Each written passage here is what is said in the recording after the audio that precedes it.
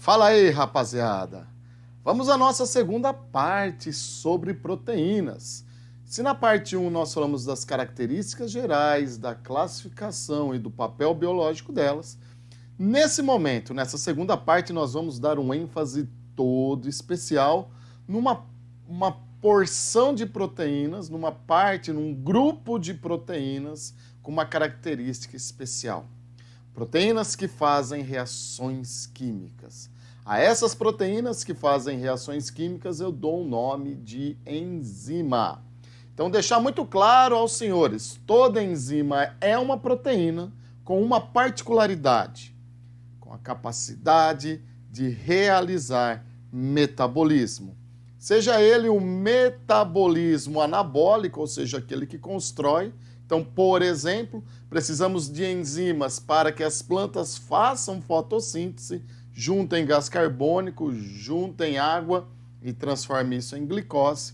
E existem enzimas com função catalisadora, ou seja, com função de quebra. Essas enzimas catabólicas, por exemplo, são as enzimas que vão fazer papel na nossa digestão. Bora lá, vamos conhecer um pouquinho melhor essas enzimas? Então, continuando a nossa aula, item 7, enzima. Então, olha só, pessoal, vamos caracterizar. Sigam a setinha aqui, ó. Isso daqui é uma enzima, tá? Nós vimos na primeira parte que as proteínas, a enzima é uma proteína, ela tem sua estrutura 3D. Ela tem sua altura, sua largura e sua espessura. E essa estrutura 3D forma o que nós vamos chamar aqui, ó, sigam, o sítio ativo. Esse sítio ativo é que vai ter o papel metabólico, é o papel reativo da enzima. Então, reconhecendo isso daqui é uma enzima, e aonde a enzima vai atuar, eu chamo de substrato. Nesse caso aqui, a maltose é o substrato na qual essa enzima, que eu posso dar o nome de maltase, então a maltase é uma enzima que vai promover uma reação química na maltose. Só que essa reação química tem algumas particularidades, que nós chamamos de propriedades enzimáticas. Vamos falar, então, dessa primeira propriedade enzimática. Enzimas são catalisadores biológicos. O que é ser um catalisador biológico, pessoal? É acelerar o processo de reação química.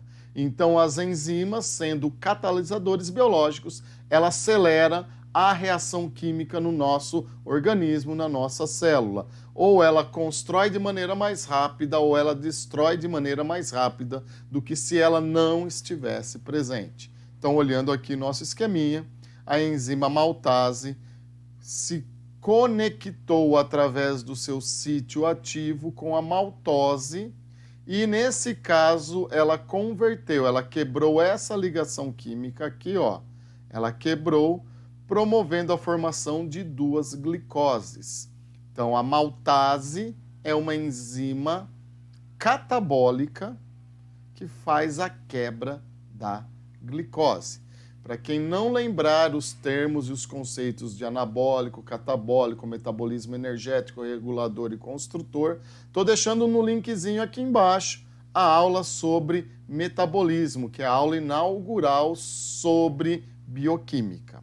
Então, primeira propriedade, enzimas são catalisadores, ou seja, elas aceleram as reações químicas em um organismo. Beleza. Pessoal, segunda propriedade, chamado de especificidade. Especificidade vem da palavra específico, e é aí que nós vamos trabalhar o nosso conceito. Percebam que uma enzima, ela é específica, o sítio ativo dela é essa região, que é o sítio ativo, tem um encaixe perfeito com o seu substrato. Nesse exemplo, o sítio ativo da maltase tem um encaixe perfeito com seu substrato maltose.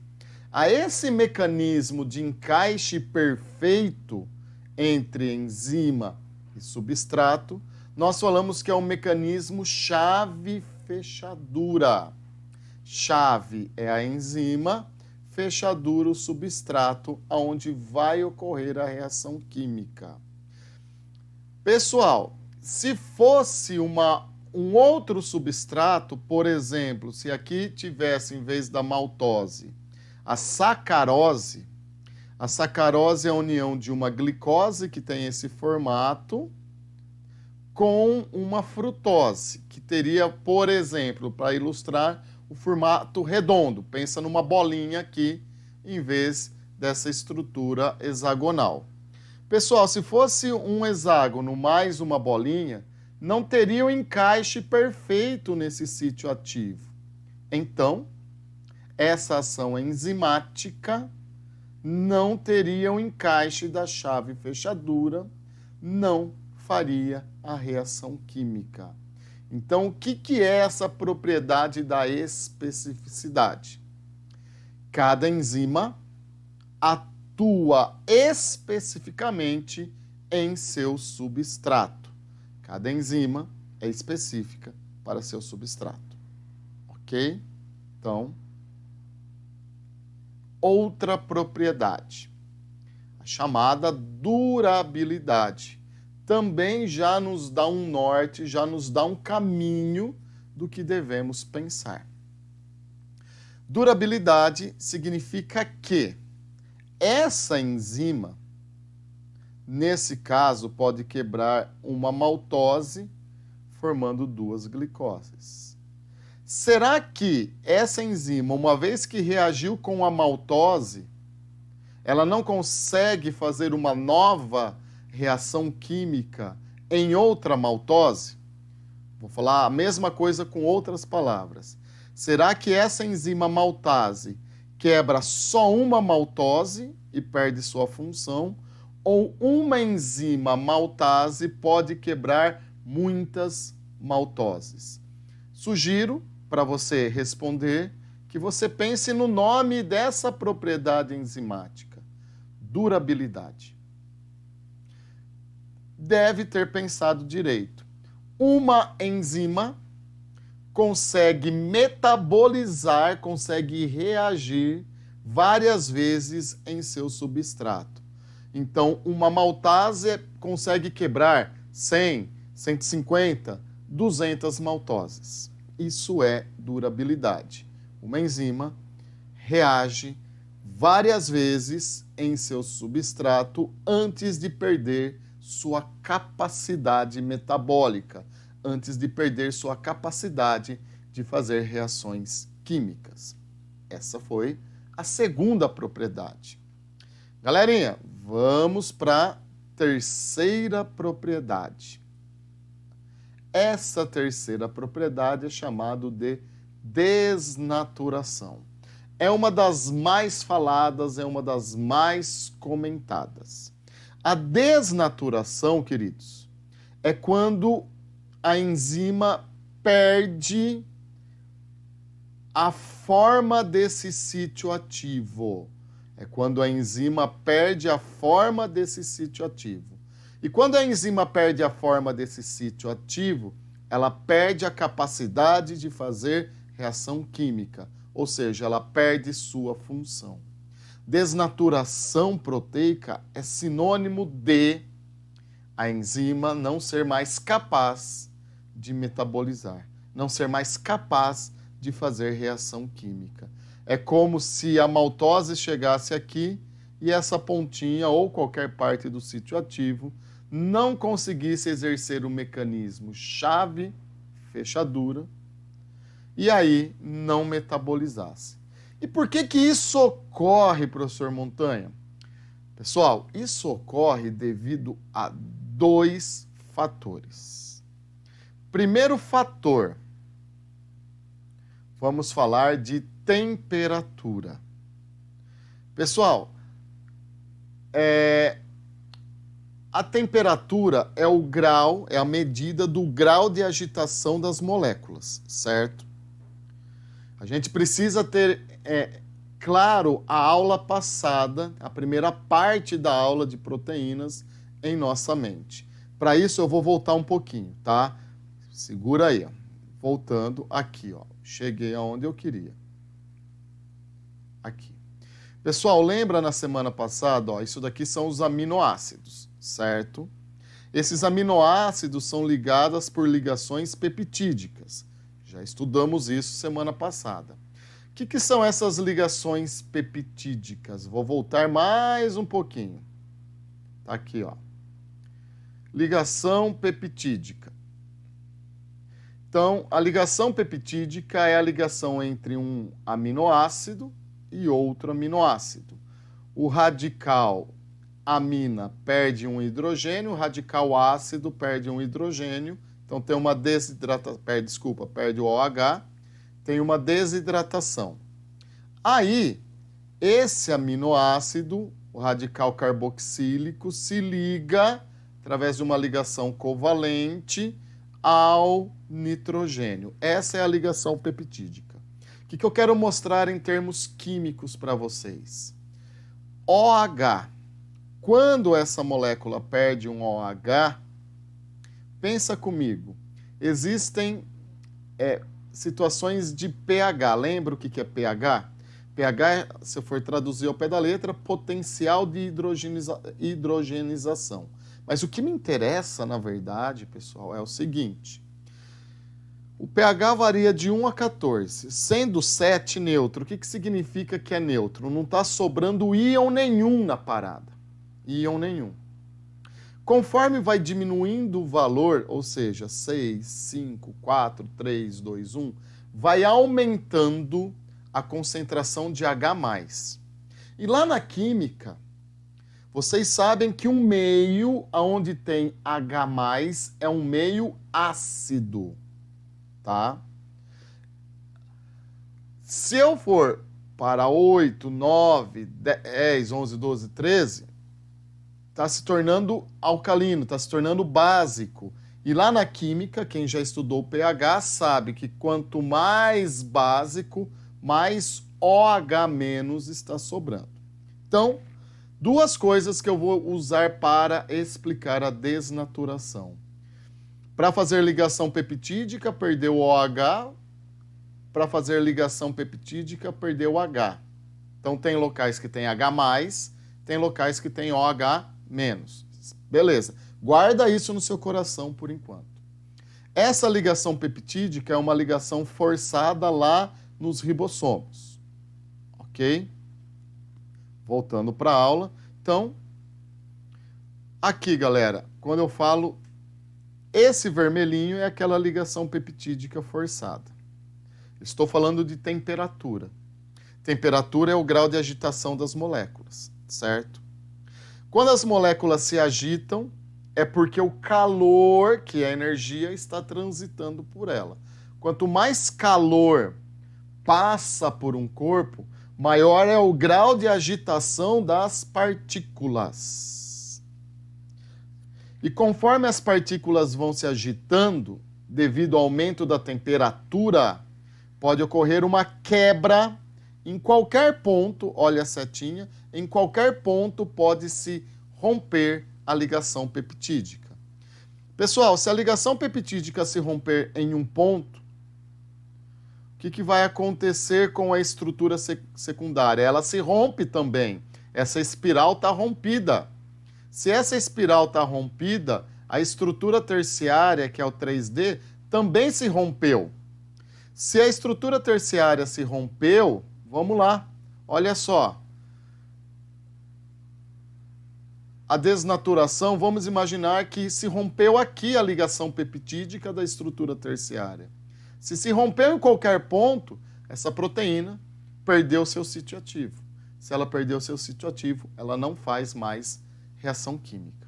Então, a desnaturação, que é a perca da capacidade metabólica de uma enzima, ocorre devido ao aumento da temperatura. É um motivo. Professor, mas ouvi dizer que em temperatura baixa também tem comprometimento. Tá certo. Temperatura baixa não ocorre desnaturação.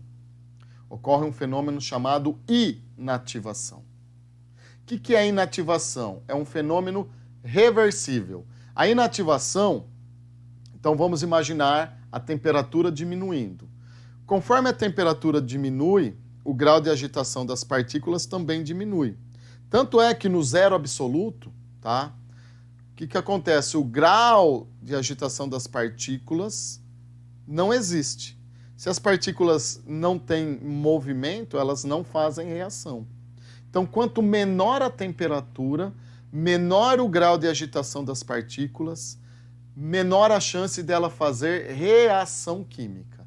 Então, uma enzima, quando colocada em temperatura baixa, ela diminui a velocidade de reação química porque ela está inativa. As moléculas estão se agitando pouco. Quando uma enzima é colocada numa temperatura elevada, rompe a ligação peptídica. Rompendo a ligação peptídica, isso é irreversível, ela perde sua função metabólica. Vou dar um exemplo que vai ficar muito claro para vocês. O que se aplica na desnaturação enzimática também se aplica a qualquer proteína. Qualquer proteína, seja ela enzima ou não, tem desnaturação e inativação pela temperatura. A gente já estudou na aula da semana passada que a clara do ovo é rica em albumina, que é uma proteína. Galera, se você congelar o ovo, deixar lá no freezer, e aí você tira a casca do ovo, a clara está dura, a clara está sólida. Mas se você deixar fora da geladeira, essa clara sólida voltará a ser líquida. Ou seja, não ocorreu desnaturação da proteína. Mas, se você cozinhar o ovo, ou seja, aumentando a temperatura, o que acontece com a clara, que era líquida ao cozinhar o ovo? Fica sólida. E se você tira a casca do ovo e deixa aquela clara sólida, que se originou porque você cozinhou, porque você aumentou a temperatura, você pode deixar lá 1, 2 semanas, que aquela clara sólida não volta a ser líquida. Por quê? Porque romperam-se algumas ou várias ligações peptídicas entre a proteína e isso é irreversível. Jogando na nossa vida, jogando na vida real, né, no nosso funcionamento, o que é pior? Cair dentro de um lago que está congelando com temperatura a menos 2 graus ou ter febre acima de 42 graus Celsius. Em termos fisiológicos, o que é pior, galerinha?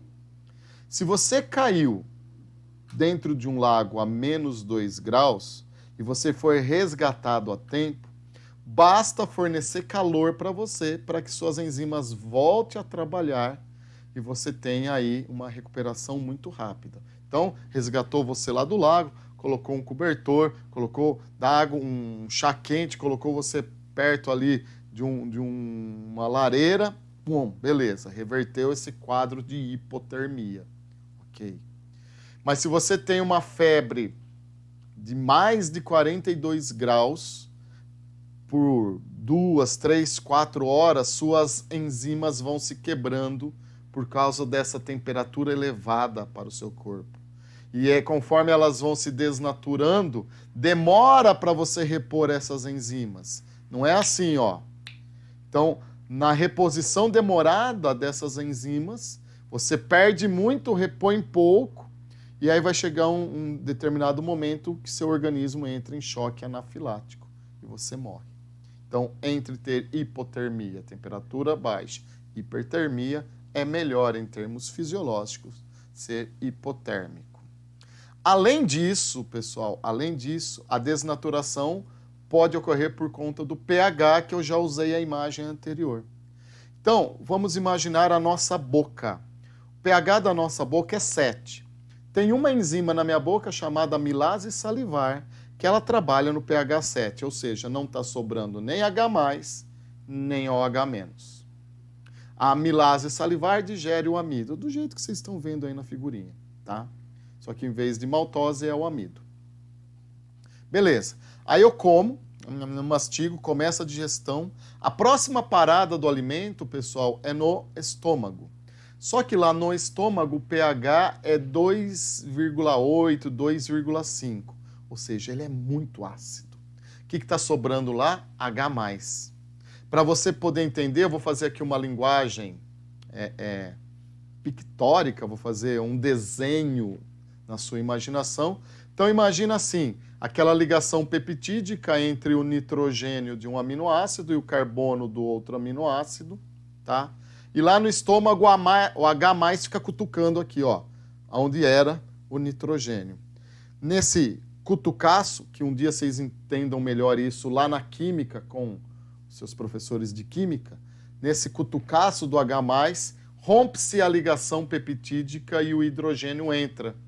Então rompeu porque estava fora do seu pH ideal. Vou dar um outro exemplo. Tem enzimas que trabalham no estômago. Então essas enzimas que estão digerindo lá no estômago, elas estão acostumadas a viver no pH 2,8. Para elas é normal ter o H+ sobrando, elas foram concebidas nesse ambiente. Mas quando o estômago manda o alimento rico dessas enzimas pro intestino, o pH do intestino é 8, ou seja, está sobrando OH-. Então, enzimas que foram concebidas num pH ácido, quando chega lá no intestino, que o pH é básico, está sobrando OH-, esse OH- fica cutucando o radical carboxílica, lá fica cutucando o carbono, até a ligação peptídica se desfazer e o OH- entrar aqui. E aí se desfez a ligação peptídica, desnaturou a enzima. Então entenderam? Resumindo, quais são as duas coisas que podem fazer uma enzima desnaturar, ou seja, perder sua função? Estar fora do seu pH ideal, tanto acima quanto abaixo, e estar em temperatura elevada. Bom, pensando nisso, vamos aplicar agora a ação enzimática. Como eu falei para vocês, olha a velocidade de reação. Vamos imaginar o exemplo que eu dei.